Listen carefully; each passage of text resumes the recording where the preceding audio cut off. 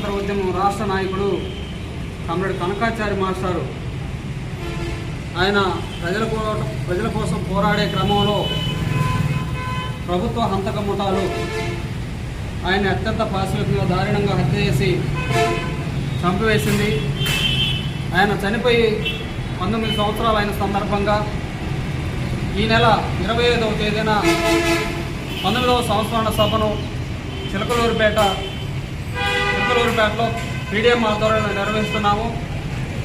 ముఖ్యంగా ఆయన దేశంలో జరుగుతున్నటువంటి సామ్రాజ్యవాద దోపిడీకి వ్యతిరేకంగా, పాలకులు పాల్పడుతున్న ప్రజా వ్యతిరేక విధానాలకు వ్యతిరేకంగా ఆయన తన గళాన్ని విప్పి నిరంతరం పేద ప్రజల హక్కుల కోసం ఉద్యమించాడు. పాలమూరు శ్రమజీవులు ఎవరైతే ఉన్నారో ఆ శ్రమజీవుల హక్కుల కోసం ఆయన అహర్నిశలు శ్రమించాడు. ఈ క్రమంలో ఆయన మొదట ఒక పోలీసు కానిస్టేబుల్ అయినప్పటికీ ఆ పనిలో ఇవ్వడలేక ఒక ప్రభుత్వ మాస్టర్గా ఉద్యోగం వచ్చి ఆయన బడిపంతులుగా పనిచేస్తూనే ప్రజల కోసం పనిచేయాలని చెప్పి, ప్రజల హక్కుల కోసం ఉద్యమించాలని చెప్పి ఆయన ప్రజా ఉద్యమాల్లోకి వచ్చి తన జీవితం మొత్తం ప్రజల కోసం అంకితం చేశాడు. ఈ క్రమంలో ఈ సామ్రాజ్యవాద దోపిడీని ప్రశ్నిస్తున్న క్రమంలో ప్రభుత్వ హంతక ముఠాలు ఆయన్ని గొంతు కోసి తీవ్రంగా హత్య చేయడం జరిగింది. ఆయన స్మరించుకుంటూ పీడిఎం ఆధ్వర్యంలో 19వ సంస్మరణ సభను నిర్వహిస్తున్నాం. కాబట్టి ప్రజలందరూ ఈ నెల 25న జరిగే కార్యక్రమంలో పాల్గొని జయప్రదం చేయవలసిందిగా కోరుతున్నాం.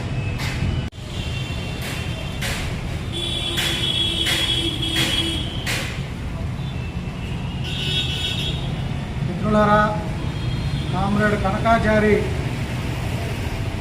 సంస్కరణ సభ చిలకలూరుపేటలో ఆదివారం నిర్వహించడం జరుగుతుంది. పీడిఎం ఆధ్వర్యంలో కామ్రేడ్ కనకాచారి అంటే సామ్రాజ్యవాద వ్యతిరేక పోరాటాల్లో చురుగ్గా పాల్గొని ప్రభుత్వ హంతక ముఠాలతో హత్య గావించబడినటువంటి వ్యక్తి కామ్రేడ్ కనకాచారి.